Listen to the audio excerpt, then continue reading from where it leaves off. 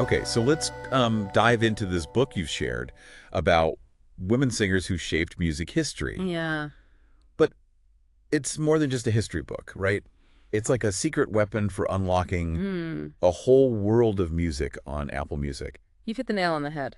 Would you agree? It's easy to feel overwhelmed by the sheer volume of music available Oh, totally. on platforms like Apple Music, Millions. millions of songs. Where do you even begin? I know. This book provides a curated pathway, Yeah. focusing on three incredible artists, Jackie DeShannon, Bobbie Gentry, and Dusty Springfield, Okay. and their musical journeys. And what's really cool is how it uses QR codes Oh, yeah. linked to playlists on Apple Music. Yeah. You can literally read about an album and then instantly hear it, Right. following along with the book as you go. Exactly. Have you ever seen anything like that before? I haven't really. Yeah. It's a brilliant approach to music discovery, Hmm. especially for those who want to go beyond the surface level of greatest hits. You can really delve into each artist's catalog, Yeah. tracing their evolution across different... Across different eras and styles. Shall we start with Jackie DeShannon? What makes her story so compelling? Well, DeShannon was a true pioneer. Okay. Imagine breaking into the music industry in the early 60s. As a woman, As a female singer-songwriter, talk about a challenge. I can't even imagine. It was a time when women were often relegated to simply performing songs written by men. Right. But DeShannon defied those expectations, Wow. writing and performing her own material across genres. You can really hear that versatility in the playlists connected to the book. Right. From pop and rockabilly to soulful ballads and even gospel. Oh, she did it all. She did it all. I'm curious, though, what were some of the specific obstacles she faced Sure. as a woman trying to make it in such a male-dominated field? The book delves into that, Okay. highlighting how record labels often tried to pigeonhole her into a specific image or sound. For example, there's a story about an early album where they removed all her folk songs and Bob Dylan covers, Wow. repackaging it to appeal to a more mainstream audience. Oh, jeez. It gives you a real sense of the limitations placed on female artists at the time. It makes you appreciate how much control artists have over their image in music these days, Absolutely. doesn't it? And despite those challenges, Yeah, DeShannon's talent and determination shine through. absolutely. The book highlights specific albums like New Image and For You, Okay. where you can hear her pushing boundaries and experimenting with different sounds.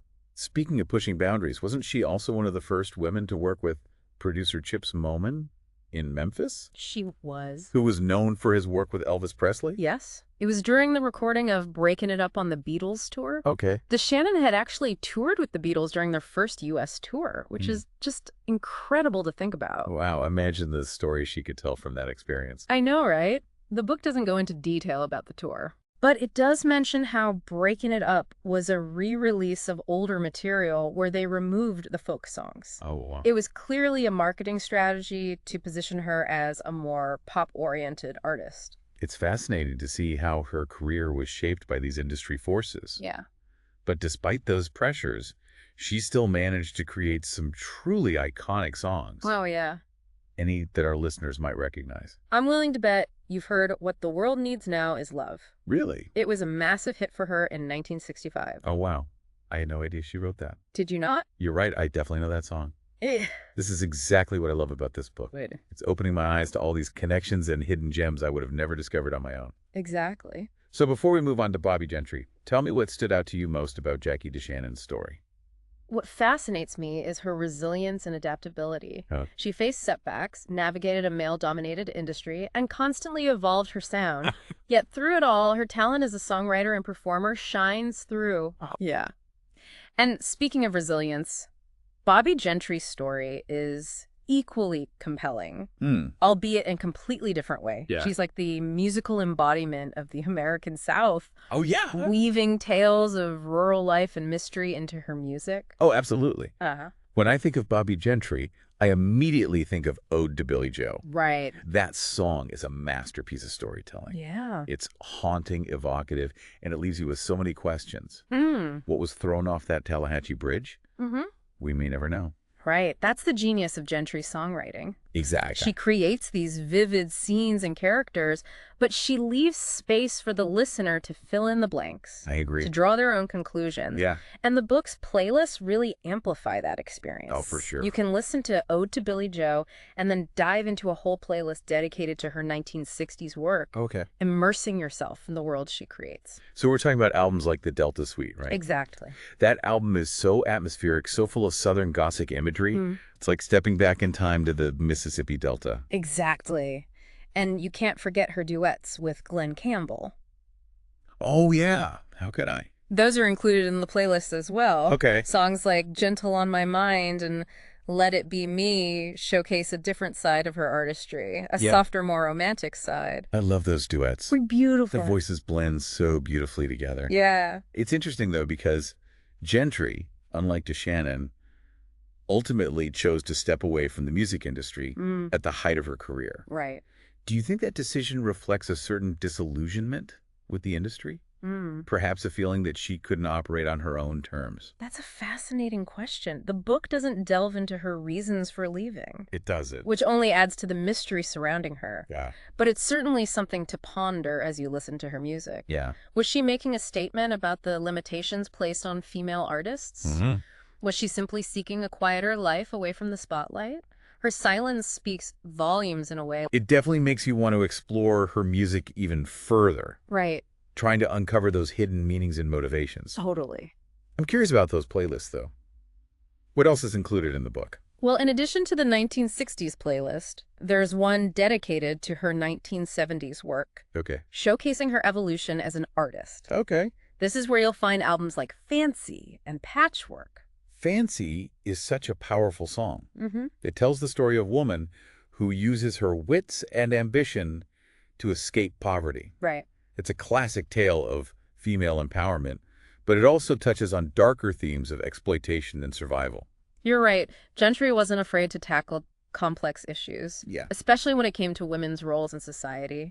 And her music often reflects the contradictions and complexities of the South, Yeah. a place where tradition and progress are constantly at odds. And for those who might be new to Bobbie Gentry's music, Yeah. there's also a looking back playlist, right? It's like a greatest hits collection, perfect for getting a taste of her diverse range. It's a great starting point for anyone who wants to dip their toes into her musical world. Yeah. And again, the beauty of these QR codes is that you can scan them and immediately start listening to these playlists on Apple Music. Wow. You can even copy them to your own account and curate your own personal Bobbie Gentry collection. Cool. It's like having a custom designed soundtrack to her story. Okay, I'm sold.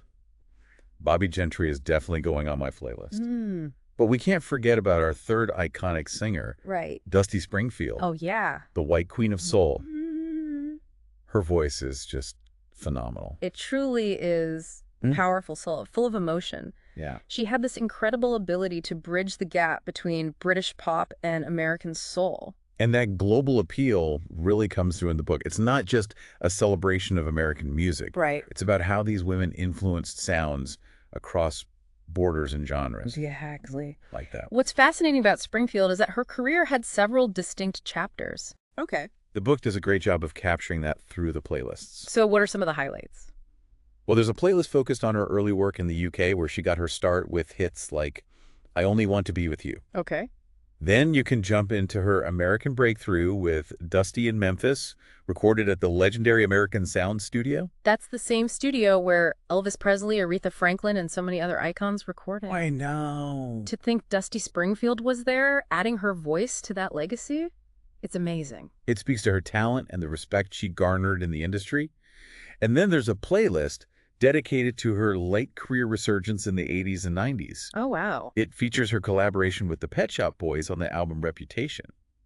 Talk about a comeback. It's incredible to see how she reinvented herself, embracing synth pop influences while still staying true to her soulful roots. It seems like all three of these women, DeShannon, Gentry, and Springfield, were constantly evolving, pushing boundaries, and defying expectations. Absolutely. And this book provides such a unique way to experience that evolution. It's not just reading about their lives, it's hearing their music transform across different albums and eras, thanks to those QR codes and Apple Music playlists. It's like having a time machine for your ears. I know. As you said earlier, it's a curated path through the vast world of music, leading you to these incredible artists and their hidden gems. Totally. What stands out to you most about their stories? What strikes me is their determination to carve out their own paths in a male-dominated industry. Yep. They faced challenges and setbacks, but they persevered, creating music that continues to resonate with listeners today. Mm-hmm. They were true trailblazers, paving the way for future generations of female artists.